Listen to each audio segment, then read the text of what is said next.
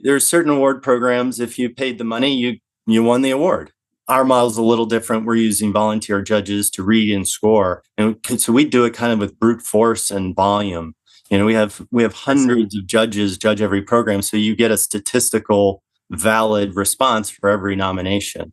What's the most valuable or some of the most valuable insights that you would give to someone else trying to start a company now? Two things. One is it's never been easier to start a company. Every single tool you could ever imagine exists at your fingertips if you're going into the digital world in any sort of way. So there's no excuse to not start. It is getting off the bench. That's the hardest thing, is getting off the bench and starting. Hey, welcome, Russ, to my startup podcast. It's a pleasure to see you again. We met, of course, up in Boston at the AI startup event I was hosting up there, and you had a lot of a wealth of information on the dental space and marketing in general and sales. So I'm looking forward to learning more from you. But yeah, how have you been since then? Yeah, I've been good. Thanks for having me on. It's been a hectic summer. Yeah, always busy in the startup life. We talked a lot about your main business right now up in Boston, but before we launch into that, do you mind just telling me a bit about your background, how you ended up in the startup space, and just your experience before that? Yeah, well, I got caught up into a startup in my early career. I came out of the business journal, so out of publishing. And so if you probably have a business journals in your city somewhere, right? In New York, you have Cranes, but New York and Chicago, but everywhere else has a business journal. So Boston Business Journal, Philadelphia, Dallas. So I worked in Dallas and Philadelphia in publishing, and I got caught up into this .com startup thing. They needed graphic designer. I fit the bill. So I went to work for this weird AT&T spinoff that was going to do VoIP calls on the internet. They were going to put phone calls on the internet. That was revolutionary back then. And so I think I was employee 50 or 60. So that was really fun getting to, being a .com and a startup all in one and riding that wave a little bit. And that got me into tech. Nice. How was that in a .com bubble? Did things, what did it feel like before you knew it was a bubble? Was it just everyone felt like everything's just going to go to the moon and then? Yeah, pretty much.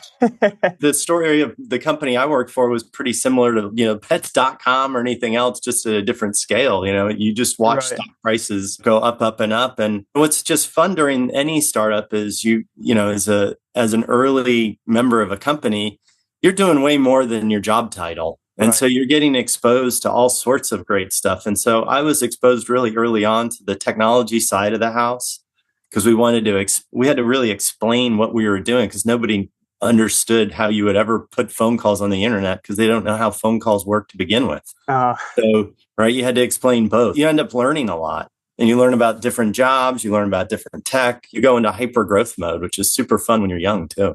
Right. And of course, right now, as we speak, a lot of people are wondering, are we in a bubble with the AI hype right now? I'm curious, since you've been through that .com phase, does it feel similar? Is there a similar vibe to how it felt back then? It does and it doesn't, because I'm partly in the AI bubble too. I've got my company that's been rewarding AI companies for almost 10 years, and then in my other side hustle back in the day, I worked for a fiber optics company that ended up getting bought by Nokia, but we were building platforms for all the hyperscalers, all the AI companies, and we saw the writing on the wall. God, probably 5 or 6 years ago, when we started getting massive orders from, the likes of the big companies. I won't out them, but everybody we know and love in the AI and cloud world, we're putting orders in that were, 10 or 100 times larger than AT&T's order. Wow. And they were doing it year over year over year. And so what you realize is those networks they're just building so much capacity, and they're capitalizing it now. So, at some point that curve does flatten out, and I think they're hoping for profits, but it feels that the bubble does feel a lot like the .com, but it's not as crazy as the first one. Yeah, to me, I feel like there may be somewhat of a bubble. There's definitely value to intelligence. It's just a matter of how quick will it take for that intelligence AI to fit into various products that provide value, and then it'll catch up with the bubble. But if the value doesn't catch up before the bubble bursts, then we might feel some kind of a shock there. So yeah, no, I think you're right, and I think you've got I think Ray Kurzweil, prognosticator. I think he has a couple dates that are in near term. There's one that's pretty, and then there's the one where, AI knows everything ever to be known, and that's a little further out, I think. But, you get to that and it's a different world. Yeah, no, I absolutely. I mean, once we get to self-improving AIs, I mean, it's hard to imagine what's going to be past that point. But in the meantime, let's jump into your current company, which is, you want to just launch us into that? That's Yeah. Big Intelligence, right?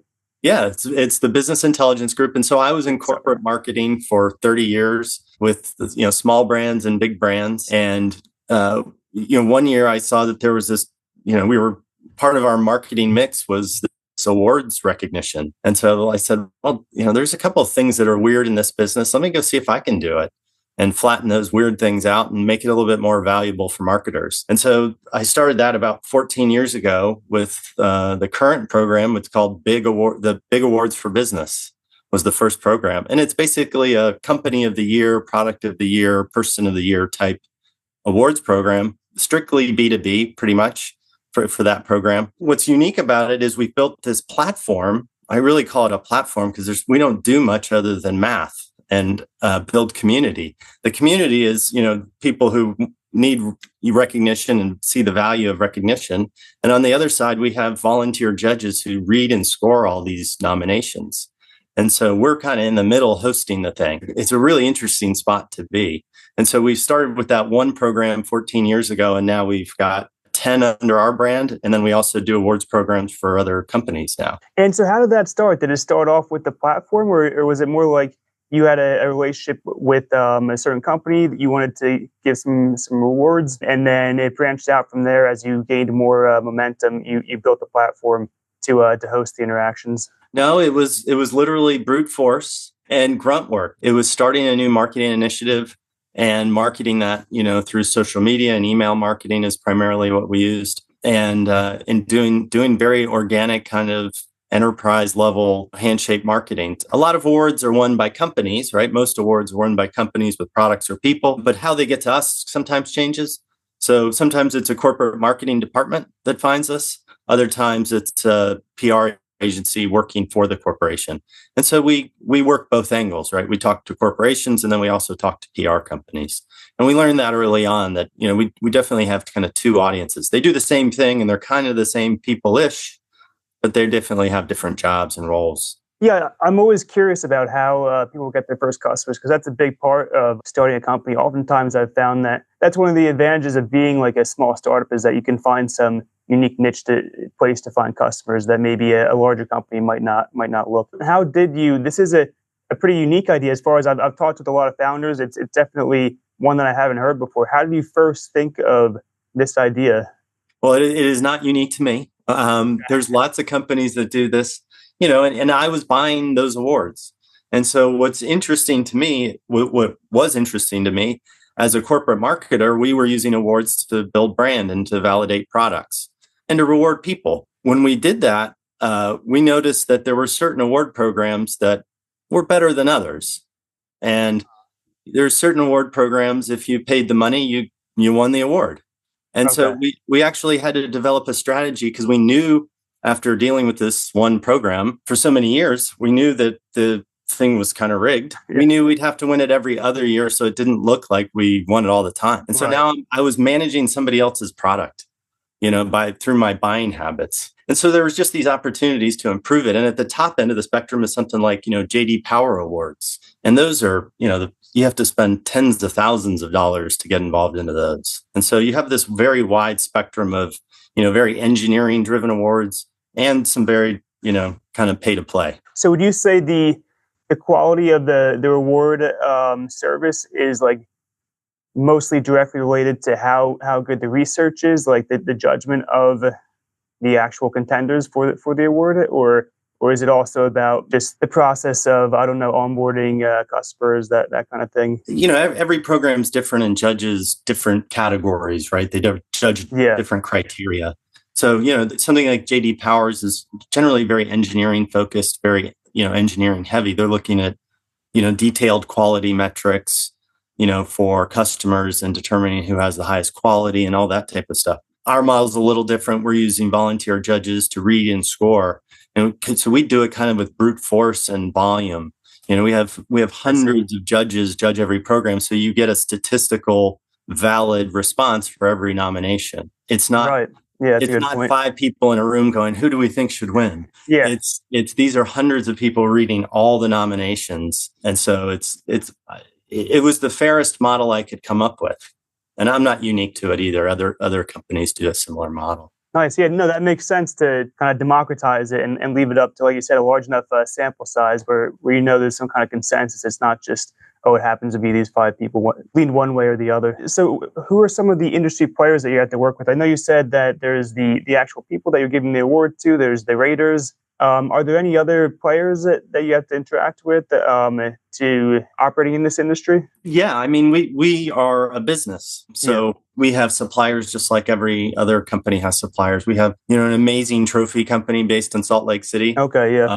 Who is like, they're practically a partner. They really help build the business. They take on a lot of responsibility for what they do, and they do a great job at it. So there's partners and there's platforms, and along the way, I've had the great help of Eliana Starbird. She's been amazing, helping me build this business, and it's just great people. It's taken a long time to get here, and we're hoping to scale it up even bigger. But it's just consistency, is just consistent growth. Right, right. And so I'm curious, are most of what portion of, I don't know if you had a chance to talk with the trophy company, are they seeing that a lot of their customers, is this a common thing, a lot of their customers to be in their awards business, or is it just an assortment? I'm not sure if you would have talked to them about that, but. It's interesting. So they work a lot with corporations to do rewards programs for corporations. When I was there, they were doing a lot of Magenta. I won't tell you the company, but they were doing employee awards. There were hundreds of employee awards and just pink magenta all over the shop. I have a feeling what company, but I won't say. Yeah, and which was awesome to see. It was so neat to see that. I think our awards are unique. So I think in design, so it's to see other people building trophies like ours was really fun to see, and what they were doing too. And do you guys design them yourselves, or do you work with the company?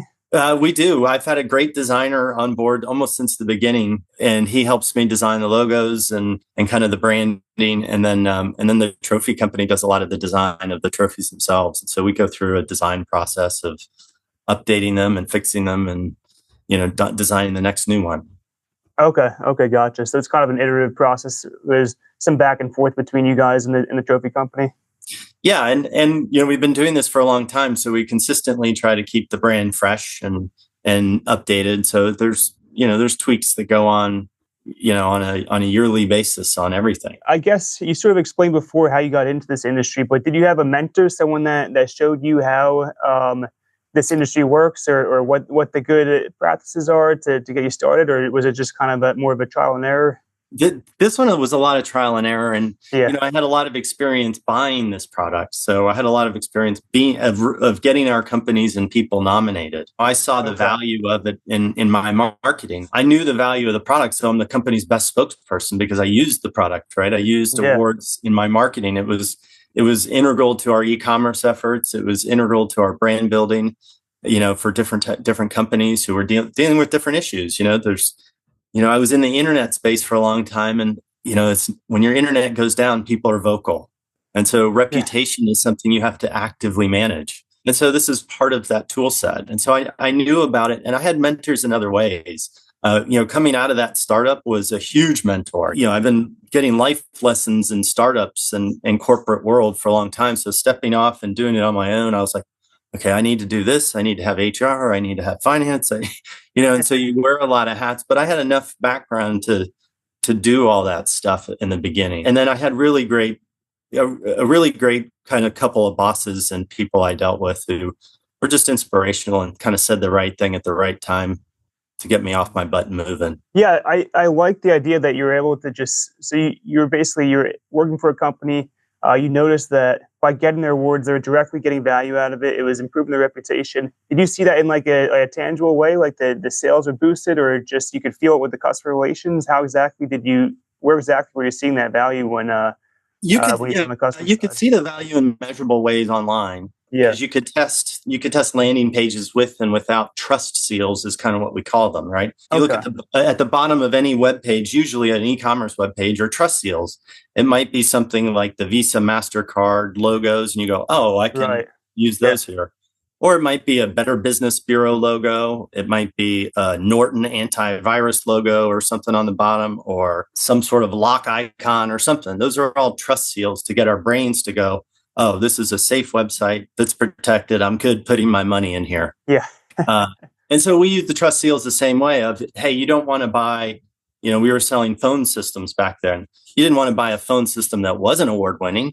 So we won awards, right? We won technology awards, we won software awards, we won all sorts of different awards for whatever we needed to highlight. It's always better to be award winning. Can't disagree with that. So a company, they want to say improve their reputation in some certain area. Is it usually the case that they're able to pretty readily get their award, or do they have to try a few times and then revise things and then eventually they're able to get it? It all depends on the competition. Our programs are generally annual programs, so we host them every year. So you have one chance a year to win, a customer service award or an AI award. And so when that nomination comes in, we validate it, make sure it's good. We don't really do much other than present it to the judges. That whole process is pretty clean, straight through to the judges with minor intervention on ours. Got it. And what do you see as the ultimate vision for your company? I know you mentioned before that you guys want to really scale things up and increase the scope of everything. What exactly do you see that looking like? Well, we've built this platform and we have this just amazing community. So it's, how can we, better serve that community of judges? They love doing these awards programs, so we can add more awards programs. Right now, we're looking at how to do that. And we think we're kind of full under our brand. And so we're now helping companies do that for their brands. And so if you think about, I always give the example of if Dell did it, right? Dell probably does it. Apple does a good job of this, actually. Apple does the Apple Design Awards. And every year at WWDC, they give out pretty few, it's 10 or 20 or maybe 50 awards to the top designed, best made apps. Yeah. Now, can you imagine what that does for that app? Yeah, I would imagine if you're endorsed by Apple as the best app in some category, I mean, that's that's going to make or break you. I mean, your downloads have to go through, just skyrocket, right? So, it's not unlike that. We're not Apple. We're not giving you the design award, but it's not unlike that. Companies want to deal with, companies known for great customer service or having a great edge over somebody else. And this platform lets you go up against, the competition in your industry or your size or your city or whatever. Award programs in generally let you do that. And, so it's, find one and run one for yourself. Run your company through a nomination. It's an interesting process. You go through and try to find the right program and the right product to put in it. Yeah, no, I definitely want to look into this for the dental space. I'll see if there's something an award for my product that I can. 9 out of 10 dentists want you to win an award. Yes. There we go. And you mentioned having other brands that you would bring in. So am I understanding this correctly? So you have your own brand that gives out awards, but then you would kind of expand your platform to include other brands and sort of make your platform a generalized one that other brands can also a hub for different awards. So it is already. So we host awards programs for other companies and an influencer. There's an affinity group that they didn't have the resources. They actually run other awards programs. They just didn't have the resources to run the type of award program that they wanted to run. We had that resource. And so we run basically a top employers, best places to work program for an affinity group, big association. Other companies are like my influencer, Evan Kirstel. We help him with his awards. He runs the We Love Tech Awards now. And that's part of his brand and his, brand building as well in his sphere of influence. And so he runs an annual kind of enterprise technology focused awards program. Yeah. I mean, I can really picture that this business scaling if you can take in any other awards company and bring them into your platform. I'm assuming there are other competitors doing a similar thing, or what's the space like as far as like hosters of other award companies? Yeah, there's a lot of platforms out there that they built, technology around. Ours is more process driven and marketing driven. It's we have the back end kind of stitched up that's end to end kind of automated, or not automated, but easy enough to operate. The real challenge in starting an awards program is how are you going to judge it? So that first awards program you asked me, I remember getting the nominations. I was on a cruise ship And with my family, I think back then you had to pay like $5 a minute to get on the internet on a cruise ship. Yeah, probably. You had to use their computers. And I remember I saw nominations coming in and I was like, oh my God, how are we going to judge them? And so I immediately started recruiting people to be in this community of judges. And so now the scale of that's big enough to where we can add volume to that. And getting it to that size has taken 12 years. So it's that slow growth of, how do you nurture these judges? Because they're doing the hard work. Yeah. And do you see, is there a lot of up and down, or like swells of needing things to be nominated or evaluated? And then, times when there isn't as much demand, in which case you may need to have like sort of an elastic group of evaluators? Or is it more pretty consistent because they're like annual rewards? It's always the same level or number of judges that you need each year? Yeah, so we use as many judges as we can get on every program. So we try our best to get literally as many as can, because it just makes everything more fair. For every nomination, you're getting at least 10 to 15 people reading and scoring your nomination. And we do AI checks to make sure that people aren't just running down with AI through the whole thing too. What's cool about it is they actually give really valuable feedback. And so you have really some of the most amazing product engineers and software engineers in the world and business people reading your stuff and going like, this was good and maybe this could have been done better. And so you're getting feedback back too, which is, as a marketer, that was one of those gaps that I saw as in the corporate world. There was this gap of like, okay, we lost, but why? Right. Like, what could we have done better? And how did we score?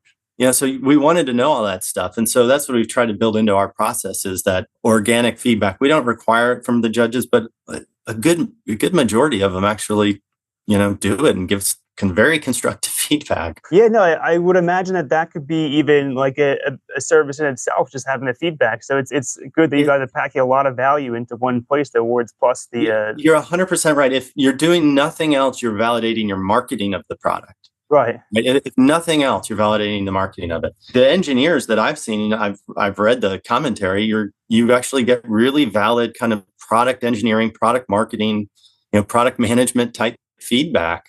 Of, hey, I found this a little bit confusing, and maybe if you worded it this way, it would have been better. And I looked at your website and looked at your video. Like, they're spending time doing this. That's what really took a long time that's the secret sauce. It's the secret's out.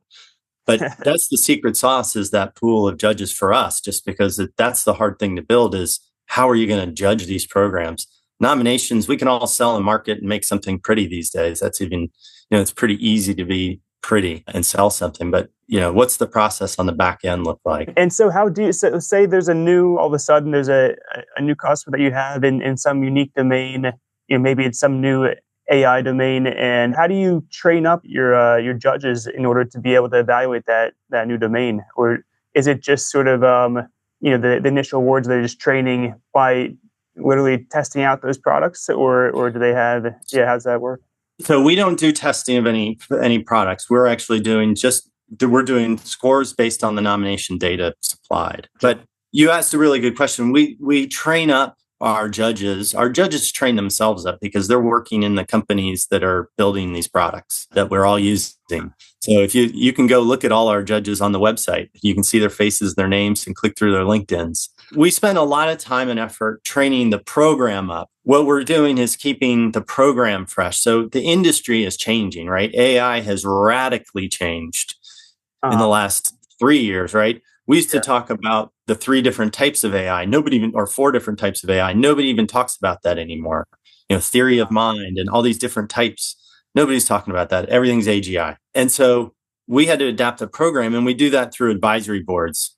And so we're pulling basically people who are nominators. So those are the AI companies and AI marketing people. And we're pulling judges, and we're pulling other industry people into these advisory boards to give us that kind of industry perspective of what's going on in the market, whatever that market is. We're not experts in all these markets, but we have a lot of expertise in our community on these markets. Okay, so you're pulling in expert advisors, and then they help the judges evaluate this nomination data. And what exactly is the nomination data? How does that look? That's submitted by the customer that wants the award, and what exactly is there, like a template that they fill out, or they? Yeah. Yeah, it's literally a web form. Okay. And so it's pretty common practice in in these awards programs. You basically have a list of questions that Yeah. you're going to answer, and the company needs to answer them the best way they can. What's interesting is our awards program, and almost all of them can kind of have a case study kind of model of a case study to kind of walks you through a customer problem, and then there's some way you attack the problem, right? And you had a solution to the problem, and then you had a result to the problem, and then you had kind of an analysis. And so our awards are kind of structured like that. When you talk to companies who want to run awards programs, they think of it as a brand builder. Hey, we can run the Dell Small Business Tech Awards or whatever. It's also a sales and marketing engine, because what you get out of all those nominations are case studies. And if you're Dell, you're getting case studies about your own customers using your products, telling you how great your products are. Okay. So when you say case study, so they submit the answers to the questions, and then you're saying The content is basically a case study. It's, hey, right. this company had this problem. We solved it with this software or hardware, or we did this business process, or we transformed the company in this way. Here are the results. We were 20% more, efficient. We changed our billing revenue. We did whatever the metric was, right? And then we look at it long term. We think it's going to give us, 2 points of profit, going out for the rest of the year. So every one of those nominations that we see is a case study. It's a case study in a business problem. Right. And so if you want to run one of these for your own brand, the business problems that are presented are your customers' business problems, which you're solving with whatever you're selling. Right. So if you're Dell, you're selling them, printers and software and everything under the sun to fix their technology problems. And so now that those awards, if Dell ran an awards program, which they probably do, all those results are now, case studies and social media content, and the customer's already bought off on it. Right. Because you submitted it. Gotcha. Maybe I didn't realize that. So the customers of the companies that you're evaluating, they're the ones who nominate? They could be, yeah. And so they could be. Okay. So like for the affinity group that we use is an association. Yeah. Their members are the ones nominating themselves for the award, right? Okay. It's not outside of the membership. It's the membership that's rewarding itself. Yeah. So it's like an industry award. In my example, if Dell ran the Small Business Tech Awards or Tech Leadership Awards, yeah, they could reward, the CEOs or CIOs of their small business customers, and reward those people for being great leaders in the IT space, for doing something, good with their products. Right. Okay. What better branding is there? Yeah, absolutely. Where did you start this company? Was this in New Jersey, or did you initially start? It was New Jersey. Yeah, okay. Yeah, I lived in New Jersey, and I built it out of my house. Nice. That's great. And how do you find like the atmosphere, like starting a company in New Jersey? Was it the same as any other place, or was it? Yeah, and I asked a couple of those questions. Should I go down to Delaware and get a LLC there? And all the answers were no. Jersey's about the same. Okay. Jersey's a very high tax state, so I don't love it from that perspective. Right. It's been good to me though. It's been where I live is very centrally located, so I literally hop a bridge. I'm in Philadelphia, and then I've, an hour and a half to New York and an hour and a half to DC. And so you can get around and see customers very easily. Yeah. And of course, I'm from almost the same area, Central New Jersey. And, New Jersey doesn't always get the best reputation, but anyone from New Jersey loves the state because it's got, 2 major cities nearby. It's got the beach nearby. So it's got a lot of stuff going on for it. Yep. It does. And do you feel this industry is growing like quickly? Is it looking promising? How's it developing? Yeah, well, I think as more marketing becomes digital and people, continue to, look for ways to build a brand and build, kind of validation of their stuff, whether it be their products or their people, this continues to be a piece of that puzzle. We're evolving too. We're doing more to help, the winners do stuff on social media. We're giving them more content. And so we're trying to help them leverage the asset of their win more. We're even doing digital certificates now. So instead of just trophies, a physical trophy, we're doing these digital certificates on the blockchain. So if you remember that certificate that you got that was hanging, on your first apartment wall, it was your diploma or something, right? And then it went in a box somewhere and you haven't seen it since. You'll run into it in 20 years in the attic somewhere. So we've made those digital now. So you never lose them. They're always on the blockchain. You always have them, and they can be validated as to who gave you that certificate too. So we're adapting in ways too to kind of, improve the product for the market. Okay, so eventually, will this be like you'll have a chain of all your certificates, awards throughout your lifetime, going back, and then it'll kind of have this record of all the different things that you might have been awarded for? And like today, LinkedIn is hosting that functionality. So on your LinkedIn profile, you can load a certificate, and if it's a blockchain certificate, it'll validate on our system and be pulled right into the LinkedIn system. And so it's all integrated now. I think on their premium company pages that they're rolling out, you can actually load a digital certificate on those pages too. Okay, nice. That's good to know. But it can go in your Bitcoin wallet, Oh yeah. and you can go around at trade shows and go, look at my award. There we go. And then what would you say is the biggest challenge, or some of the biggest challenges you've faced so far starting this company? So we grew without any capital. And so that's a challenge. Bootstrapping's tough. So it was a lot. Well, it was my own capital. And so, we didn't have a funding round or anything. And so it was very organic. And so it was very guerrilla marketing. And how can I do this for very little or low money? I needed to build a brand, and we've spent little or no money building this brand for 12 years. And we've done some things more recently to rebrand a little bit and bring it up to snuff. But it's just an awareness game. We don't want to spend a lot of money advertising and stuff like that, because we think it kind of pollutes the waters a little bit. So we're trying to grow this community very organically. Yeah.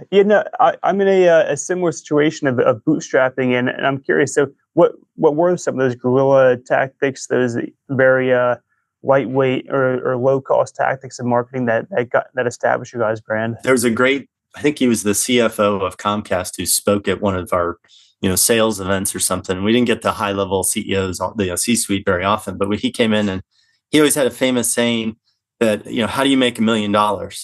You make it $1 at a time. And so the sales are made one at a time, and you can get faster at them, and you can get more efficient at them, but start with an eye-to-eye contact of calling somebody up, talking to somebody, and making a sale, right? Because you have to know how the sale is made. You can't just run off and go buy. It doesn't work that way. I came out of that enterprise sales and marketing background, and so I knew how to do that, and I wasn't shy to pick up the phone. And so we did a lot of phone calls. You did a lot of direct email to people, looking up, guessing email addresses. Now you can buy email addresses. You can get on LinkedIn. There's so many ways to reach out to people now. And, as long as you're not a spammer and a total scam artist, and you're reaching out because you have a valid product to sell somebody, I don't think it's an obtrusion, and we're going to advertise to you, and we're going to market to you. Yeah, that sounds like a sort of similar to a saying that I heard where it goes, what's the best way to become a billionaire? It's to help 1 billion people. So it's, if you just accumulate all of those interactions, that value that you're providing to people, then it adds up over time. So yeah. And last up here, what's the most valuable, or some of the most valuable insights that you would give to someone else trying to start a company now that could help them along the way? 2 things. One is, it's never been easier to start a company, right? Every single tool you could ever imagine exists at your fingertips if you're going into the digital world in any sort of way. So there's no excuse to not start. It is getting off the bench. That's the hardest thing, is getting off the bench and starting. And there are those that do and those that don't. And you just have to start. That was the best piece of advice I ever got. It was a guy who was a contractor for Comcast at the time, developing software. And I came up to him with an idea in a different startup that we had. And he goes, it doesn't really matter what you do, just start. Just start. Get an LLC, start. Start doing things. And he was right. It was just, I started by, doing a friend's website that got the $500 to, get my LLC started and to, start my Squarespace subscription. So now I had a website and an LLC, but I had to do somebody else's website to have the money to do that. And so it was you just had to start. The things are going to come together. You just have to start on the path. That was the best piece of advice I ever got. Yeah, I couldn't agree more, because if you don't start, then you're not getting the feedback to know, am I even thinking of the right idea? Is this even a problem that people have? But once you get started and you get that feedback, you go into something and you hit up against certain things.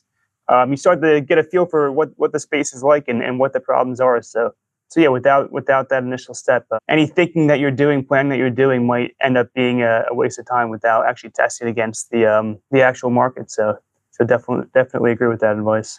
All right, well, Russ, it's been a pleasure talking. I definitely learned a lot about the whole reward or award space, and It's an odd space. yeah, no, it's very interesting though. I mean, it really makes me think like, oh, this is something that I can use in the future to improve my own startups branding and reputation. It's in the dental space, so of course it's a tight knit community, and so the reputation matters a lot. So it's important to be able to prove that reputation. So I'll definitely look into that on the dental side. Yeah, But, absolutely. but yeah, thanks for your time, and I look I forward appreciate to it. catching up next time when you guys launch into your next whatever the next big phase is. Yep, I appreciate the time. Thanks, Brendan. Yep, thanks.